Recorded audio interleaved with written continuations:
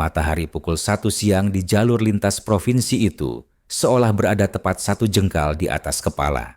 Aspal hitam yang membentang luas mengeluarkan uap panas yang membiaskan pandangan, menciptakan efek fatamorgana di kejauhan. Di sebuah tikungan tajam yang terlindung oleh rimbunnya pohon mahoni tua, sebuah pemandangan yang sudah menjadi rahasia umum bagi para pelintas jalan kembali terjadi. Aibtu Baskoro menyeka keringat di dahinya dengan punggung tangan yang kasar. Seragam coklatnya sudah tampak lepek di bagian punggung, namun matanya tetap tajam, menyisir setiap kendaraan yang melambat karena melihat papan pengumuman pemeriksaan yang dipasang asal-asalan. Baskoro adalah tipe polisi yang sudah kenyang dengan asam garam jalanan. Di usianya yang menginjak 45 tahun, ia tidak lagi mengejar prestasi atau kenaikan pangkat yang muluk-muluk. Baginya, jalanan adalah ladang, dan setiap pengendara yang tampak ragu atau kendaraannya terlihat sedikit tidak standar adalah padi yang siap dipanen. "Berhenti, Pak. Pinggirkan kendaraannya," teriak Baskoro dengan suara parau yang penuh otoritas. Ia meniup peluitnya dengan keras, sebuah bunyi yang bagi sebagian orang terdengar seperti vonis denda di tempat. Seorang pria paruh baya dengan motor tua yang syarat beban belanjaan menepi dengan gemetar. Baskoro mendekat, bukan dengan senyum pelayanan, melainkan dengan wajah datar yang mengintimidasi. Ia tahu persis bagaimana cara memainkan psikologi massa di jalanan. Tunjukkan wajah paling angkuh, bicara dengan nada paling tinggi, dan buat mereka merasa sangat bersalah hingga mereka rela mengeluarkan lembaran uang demi urusan cepat selesai. "Surat-surat," bentak Baskoro tanpa basa-basi. Saat si bapak mencari STNK, Baskoro sengaja berdiri di posisi yang menghalangi pandangan pengendara lain, menciptakan ruang privat untuk negosiasi ilegal yang sudah ia lakukan puluhan kali sejak pagi tadi. Baginya, siang ini adalah siang yang produktif. Dompet di saku celananya sudah mulai menebal. Sebuah kemenangan kecil atas kerasnya hidup di ibu kota satelit ini. Baskoro tidak sendirian. Ada 2 rekan mudanya, Bribka Tedi dan Bribda Rio, yang berjaga beberapa meter di belakangnya. Namun, Baskoro lah otaknya. Ia yang menentukan siapa yang boleh lewat dan siapa yang harus menghadap. Ia merasa tak tersentuh di zona ini. Baginya, hukum adalah apa yang ia katakan di atas aspal ini. Kekolotan pemikirannya membuatnya merasa bahwa pangkat di bahunya adalah lisensi untuk menjadi raja kecil yang bebas memeras keringat rakyat kecil. Di sisi lain, kehidupan berjalan normal bagi masyarakat. Angkot-angkot berhenti sembarangan, pedagang asongan menawarkan air mineral dingin kepada supir truk yang kepanasan, dan debu berterbangan setiap kali bus antar kota melaju kencang. Tak ada yang berani memprotes razia ilegal itu. Orang-orang lebih memilih menggerutu di balik helm daripada berurusan dengan aparat yang sedang haus uang rokok. Namun, di balik normalitas yang penuh kepalsuan, itu sebuah energi berbeda sedang bergerak dari arah timur. Sebuah iring-iringan kendaraan taktis dan mobil minibus hitam dengan kaca gelap sedang melaju membelah kemacetan. Di dalamnya tidak ada warga sipil yang ketakutan. Di dalamnya adalah jiwa-jiwa yang telah ditempa oleh latihan neraka. Orang-orang yang hanya patuh pada satu perintah, tugas negara di atas segalanya. Baskoro, yang saat itu sedang menghitung lembaran uang di balik buku tilangnya, belum menyadari bahwa padi yang akan ia coba panen kali ini bukanlah tanaman lemah yang biasa ia injak-injak. Ia masih merasa menjadi penguasa tunggal di tikungan mahoni itu, tanpa tahu bahwa beberapa menit lagi struktur kekuasaan yang ia bangun di atas kesombongan akan runtuh sekejap mata. Ia hanya melihat sebuah minibus hitam mendekat, dan dengan keangkuhan yang sudah mendarah daging, ia melangkah ke tengah jalan, mengangkat tangan kirinya tinggi-tinggi, dan meniup peluit panjang yang menandakan instruksi untuk berhenti. Sebuah kesalahan fatal yang akan ia sesali seumur hidupnya. Minibus hitam itu berhenti dengan sentakan halus, tepat beberapa sentimeter di depan sepatu bot Aibtu Baskoro yang tampak kusam tertutup debu. Baskoro tidak mundur selangkah pun. Sebaliknya, ia membusungkan dada, menaruh satu tangannya di kopel rim, posisi tubuh yang secara nonverbal menunjukkan kekuasaan mutlak. Di matanya, mobil ini adalah ikan besar. Kaca filmnya begitu gelap hingga tidak tembus pandang, sebuah pelanggaran lalu lintas yang dalam pikirannya bisa diuangkan dengan nominal besar.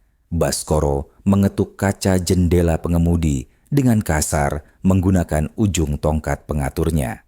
"Turun, buka kacanya," perintahnya dengan nada tinggi, seolah-olah ia sedang berhadapan dengan kriminal kelas teri. Kaca jendela turun perlahan. Di balik kemudi duduk seorang pria berambut cepak dengan rahang tegas dan tatapan mata yang sedingin es. Pria itu, Serda Bayu, mengenakan kaos taktis ketat yang memperlihatkan otot lengannya yang kokoh. Ia tidak tampak gentar, apalagi takut. Ia hanya menatap Baskoro dengan datar. "Ada apa, Pak? Kami sedang terburu-buru," ucap Bayu pelan namun tegas. Suaranya rendah, tipikal orang yang terbiasa bicara dengan efisiensi tinggi. Baskoro tertawa sinis, sebuah tawa yang merendahkan. "Terburu-buru bukan alasan untuk melanggar aturan, Mas. Ini razia resmi, mana surat-suratnya? Dan ini kaca filmnya terlalu gelap, sudah melanggar aturan dishub dan kepolisian. Turun dulu, kita selesaikan di pos." "Kami sedang menjalankan perintah, Pak. Ada urgensi yang tidak bisa ditunda," balas Bayu. Kali ini dengan penekanan pada kata perintah. Di belakang minibus itu, sebuah kendaraan taktis ringan, rantis, ikut berhenti, membuat lalu lintas di belakang mereka mulai mengular. Baskoro, yang merasa otoritasnya ditantang di depan anak buah dan masyarakat yang menonton, justru semakin menjadi-jadi. Ia tidak peduli dengan plat nomor atau jenis kendaraan yang mengikuti di belakang. Dalam kepalanya yang kolot, semua orang yang lewat di jalannya adalah subjek yang harus tunduk. "Perintah apa? Perintah jemput pacar? Jangan sok jagoan di jalan saya. Saya tidak peduli siapa kamu, di sini saya yang berkuasa. Turun sekarang atau saya panggil derek." Baskoro berteriak lebih keras, sengaja agar didengar oleh orang-orang di sekitar. Ia bahkan sempat melirik ke arah Bribka Teddy sambil menyeringai, seolah memamerkan betapa beraninya dia menekan orang yang terlihat kuat. Pintu tengah minibus terbuka sedikit. Seorang pria lain, Kapten Arga, muncul dari kegelapan kabin. Wajahnya tenang, namun ada aura mengancam yang terpancar dari setiap gerakannya. Arga adalah komandan tim yang sedang membawa misi penting, berdasarkan perintah langsung dari markas besar, lewat telepon jenderal 1 jam yang lalu. Mereka harus sampai di titik jemput helikopter dalam waktu kurang dari 15 menit. "Pak Polisi, saya minta dengan hormat, tolong buka jalannya. Kami anggota dari Satuan Kopassus sedang menjalankan instruksi mendadak dari jenderal.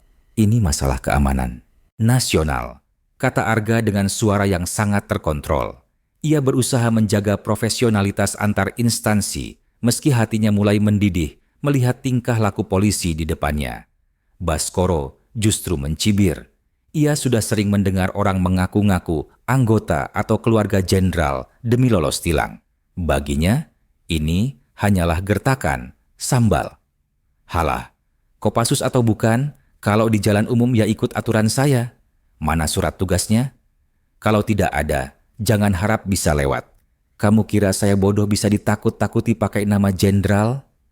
Baskoro kemudian melakukan tindakan yang sangat fatal. Ia meraih kerah kaos Serda Bayu melalui jendela yang terbuka, mencoba memaksa pengemudi itu keluar. "Cepat keluar, jangan banyak bicara."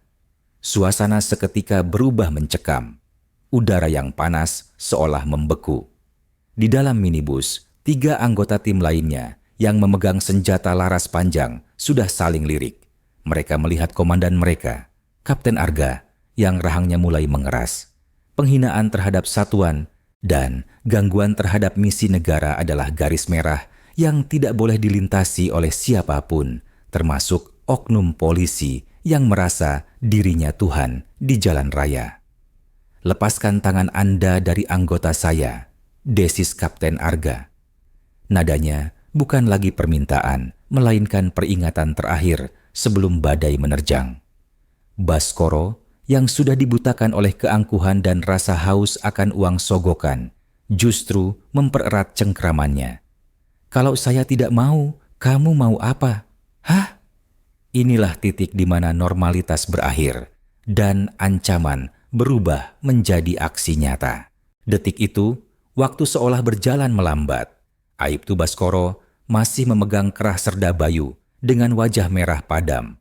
Urat-urat di lehernya menonjol, memamerkan kekuasaan yang salah tempat. Ia tidak menyadari bahwa di dalam kabin minibus yang remang-remang, Kapten Arga baru saja melihat jam tangannya. Jarum detik berdetak, dan setiap detiknya adalah pengkhianatan terhadap perintah jenderal yang harus mereka laksanakan tepat waktu. Saya peringatkan sekali lagi, Pak. Lepaskan tangan Anda dan buka jalannya. Suara Kapten Arga kini terdengar seperti denting logam yang beradu, dingin dan mematikan.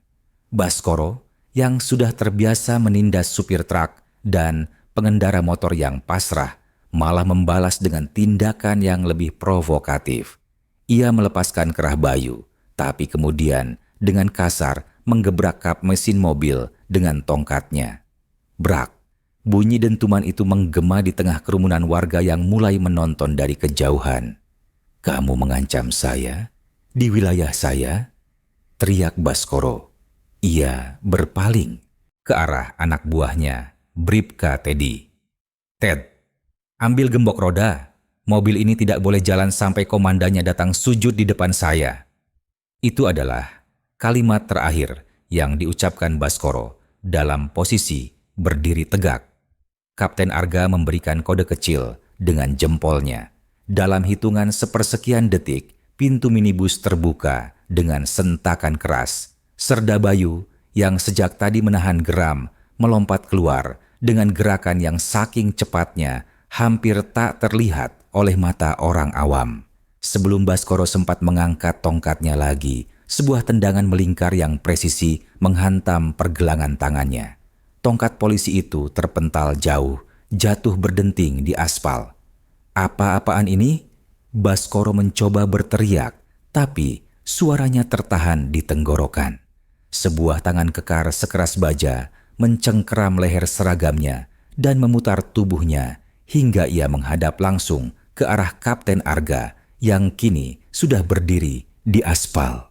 Aura di sekitar Kapten Arga begitu menekan, seperti predator yang siap menerkam.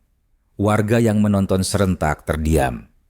Bribka Teddy dan Brib Dario yang tadinya hendak mendekat, mendadak mematung saat melihat dua anggota Kopassus lainnya turun dari pintu belakang dengan tatapan mata yang siap tempur. Mereka sadar ini bukan warga sipil biasa. Ini adalah mesin perang yang sedang diganggu tugasnya. "Kamu menghambat tugas negara demi kantong pribadimu," ucap Kapten Arga tepat di depan wajah Baskoro yang mulai pucat. "Kamu tahu apa konsekuensinya menghalangi perintah langsung dari markas besar?" Baskoro mencoba melepaskan diri. Ego kolotnya masih mencoba melawan.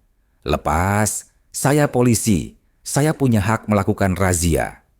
Ia mencoba mengayunkan pukulan amatir ke arah wajah Arga, sebuah tindakan bunuh diri. Dengan gerakan teknis yang sangat efisien, Arga mengelak hanya dengan kemiringan kepala beberapa sentimeter. Tanpa membuang tenaga, ia membalas dengan sebuah pukulan jab pendek ke arah ulu hati Baskoro. Suara udara yang keluar dari paru-paru Baskoro terdengar jelas. Polisi itu tertekuk, wajahnya seketika berubah membiru karena pasokan oksigennya terputus. Namun, kemarahan para prajurit ini belum usai. Mereka telah melihat bagaimana polisi ini memeras rakyat kecil di depan mata mereka tadi. Bagi mereka, Baskoro bukan lagi rekan sejawat dalam institusi negara, melainkan benalu yang mencoreng kehormatan seragam yang ia kenakan. "Tadi kamu sangat gagah saat memeras kakek-kakek bermotor itu kan?" desis Serda Bayu sambil mencengkeram bahu Baskoro, menekannya ke bawah hingga polisi itu berlutut di atas aspal yang membara. Bribka Teddy mencoba mengeluarkan senjata dari sarungnya karena panik, tapi sebuah bentakan menggelegar dari anggota Kopassus lainnya menghentikan gerakannya. "Jangan coba-coba, kalau masih sayang nyawa, masuk ke mobilmu atau kamu ikut rata dengan aspal." Di bawah terik matahari yang semakin menggila, harga diri Aibtu Baskoro yang setinggi langit kini mulai terkikis oleh rasa sakit fisik dan ketakutan yang luar biasa. Ia baru menyadari bahwa ia baru saja membangunkan naga yang sedang mengemban misi suci. Dan di jalanan ini, peluit dan surat tilangnya sama sekali tidak memiliki arti di hadapan kemarahan para penjaga kedaulatan. Aibtu Baskoro tersedak ludahnya sendiri saat rasa panas menjalar dari ulu hatinya ke seluruh tubuh. Namun, rasa sakit itu belum seberapa dibandingkan dengan penghinaan yang ia rasakan saat dipaksa berlutut di tengah aspal jalanan yang ia anggap sebagai wilayah kekuasaannya. Di sekelilingnya, warga yang biasanya menunduk ketakutan kini justru berhenti membentuk lingkaran penonton yang bisu, namun mata mereka memancarkan kepuasan yang dalam. "Tolong, saya hanya menjalankan tugas," rintih Baskoro dengan suara yang mulai pecah. Sifat angkuhnya perlahan luruh, digantikan oleh naluri bertahan hidup seorang pengecut yang tertangkap basah. Kapten Arga menatapnya dengan pandangan muak. "Tugas? Tugas siapa yang kamu jalankan? Jenderal kami menunggu di koordinat tujuan, dan kamu menahan kami hanya untuk selembar uang receh dari razia ilegalmu." Arga kemudian menunjuk ke arah tumpukan uang yang menyembul dari buku tilang Baskoro yang terjatuh di aspal. "Itu hasil tugas kamu hari ini, Baskoro." Mencoba meraih senjata di pinggangnya dalam upaya keputusasaan terakhir. Itu adalah kesalahan paling fatal yang ia buat hari itu. Serda Bayu, yang indranya sudah terasah di medan tempur, melihat gerakan tangan Baskoro secepat kilat. Sebelum jari Baskoro menyentuh gagang pistolnya, sebuah tendangan sepatu laras panjang menghantam rahang polisi itu dengan kekuatan penuh. Krak! Suara tulang rahang yang bergeser terdengar mengerikan di tengah kesunyian jalanan. Baskoro terpental ke belakang, tubuhnya menghantam pintu mobil patrolinya sendiri hingga penyok. Darah segar mulai mengucur dari sela bibirnya, membasahi seragam coklat yang tadi ia banggakan. Ia mencoba bangkit, namun tubuhnya terasa seperti rongsokan besi yang tak lagi bisa digerakkan. "Kamu pikir seragam itu adalah tameng untuk menjadi Tuhan?" bentak Serda Bayu. Ia mendekat, mencengkram kerah Baskoro dan mengangkat tubuh pria itu dengan satu tangan hingga kakinya berjinjit. "Kami berlatih mati-matian untuk melindungi negara ini, sementara kamu memakai wewenangmu untuk memalak rakyatmu sendiri." Bayu melepaskan satu pukulan terakhir, sebuah uppercut yang telak menghantam dagu Baskoro. Polisi itu terangkat sedikit ke udara sebelum akhirnya jatuh terjerembab dengan posisi tertelungkup di atas aspal. Kali ini, ia benar-benar tak bergerak. Matanya mendelik ke atas, kesadarannya perlahan hilang ditelan rasa sakit yang teramat sangat. Ia lumpuh, bukan hanya secara fisik karena syok, tapi juga lumpuh secara mental. Bribka Teddy dan Bribdario hanya bisa berdiri mematung di dekat mobil patroli. Mereka tidak berani bergerak satu inci pun. Mereka melihat bagaimana senior mereka yang selama ini mengajari mereka cara bermain di jalanan dihancurkan dalam hitungan menit oleh orang-orang yang tidak butuh banyak bicara untuk menunjukkan siapa yang memiliki otoritas sesungguhnya. Kapten Arga kembali ke depan minibus. Ia tidak melirik sedikit pun ke arah Baskoro yang terkapar seperti sampah di pinggir jalan. Baginya, pembersihan ini hanyalah gangguan kecil dalam misi yang jauh lebih besar. Ia melihat ke arah kerumunan warga, lalu memberikan hormat singkat, sebuah gestur yang menunjukkan bahwa mereka tidak sedang melawan hukum, melainkan sedang menegakkan keadilan yang telah diselewengkan. "Bersihkan jalan, kami harus berangkat sekarang," perintah Arga kepada 2 anak buah Baskoro yang masih gemetar. Dengan sigap, prajurit-prajurit Kopassus itu kembali masuk ke dalam kendaraan. Mesin-mesin kendaraan taktis itu kembali menderu, mengeluarkan asap tipis yang menyelimuti tubuh Baskoro yang masih terkapar. Rombongan itu melaju kembali, membelah jalanan dengan kecepatan tinggi, meninggalkan debu dan keheningan yang mencekam. Baskoro masih di sana, di atas aspal panas pukul 2 siang, sendirian dalam penderitaannya. Tidak ada satupun warga yang mendekat untuk menolong. Mereka hanya menonton, menyaksikan bagaimana sebuah keangkuhan yang dibangun bertahun-tahun runtuh dalam sekejap karena berhadapan dengan tembok baja yang salah. Deru mesin kendaraan taktis itu perlahan menghilang di balik cakrawala, menyisakan sunyi yang ganjil di tikungan mahoni. Debu yang beterbangan mulai mengendap kembali di atas aspal, menutupi tubuh Aibtu Baskoro yang masih terkapar tak berdaya. Ia setengah sadar, matanya menatap kosong ke arah langit biru yang seolah sedang menertawakannya. Rasa sakit di rahang dan ulu hatinya kini berubah menjadi denyut yang membakar. Namun, yang lebih menyakitkan adalah kenyataan bahwa ia kini menjadi tontonan. Warga sipil yang biasanya terburu-buru menghindar darinya, kini berdiri mematung di pinggir jalan. Tak ada simpati di mata mereka. Seorang supir truk yang tadi sempat ia bentak, kini meludah ke samping sambil menggelengkan kepala sebelum kembali masuk ke kabin kendaraannya. Bagi mereka, apa yang menimpa Baskoro bukanlah sebuah tragedi, melainkan sebuah upacara keadilan yang dilaksanakan oleh tangan-tangan yang tepat. Bribka Teddy dan Bribda Rio akhirnya memberanikan diri mendekat setelah memastikan rombongan Kopassus itu benar-benar hilang dari pandangan. Dengan tangan gemetar, mereka mencoba mengangkat tubuh senior mereka. Komandan bisa dengar saya?" bisik Teddy panik. Namun, Baskoro hanya bisa mengerang parau. Rahangnya yang bergeser membuatnya tak mampu lagi mengeluarkan kata-kata angkuh yang biasanya menjadi senjatanya. Beberapa jam kemudian, kejadian itu meledak di media sosial. Video amatir yang direkam warga dari balik pohon mahoni tersebar luas dengan narasi yang seragam, polantas arogan kena batunya. Berita itu sampai ke telinga pimpinan di Mapolda dan tentu saja ke telinga jenderal yang memberikan perintah pada tim Kapten Arga. Skandal razia ilegal dan penghambatan tugas negara tidak bisa ditutupi. Institusi kepolisian yang selama ini berjuang memperbaiki citra tidak memberikan pembelaan sedikit pun pada Baskoro. Bagi mereka, Baskoro adalah nokta hitam yang harus segera dibersihkan.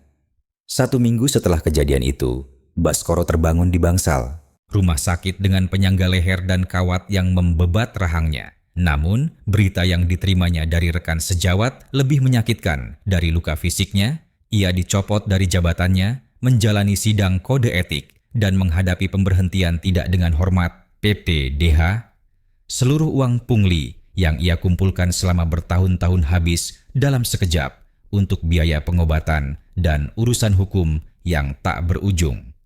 Di sisi lain, kehidupan di tikungan mahoni itu berubah. Tidak ada lagi razia dadakan di bawah pohon tua itu. Para pengendara kini melintas dengan tenang tanpa rasa was-was akan diperas.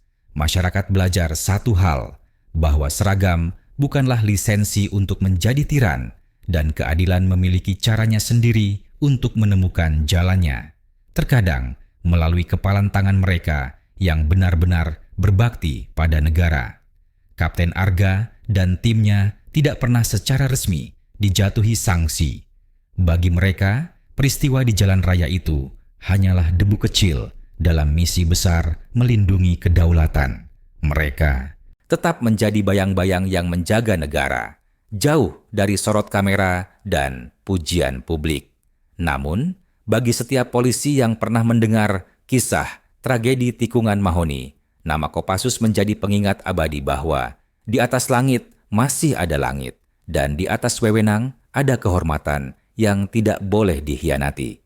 Baskoro kini hanya bisa terduduk di kursi roda di teras rumahnya yang sepi, menatap seragamnya yang kini tergantung layu di dalam lemari kaca, sebuah pengingat bisu tentang masa di mana ia merasa menjadi raja, sebelum akhirnya skakmat oleh keangkuhannya sendiri di bawah terik matahari siang yang membara.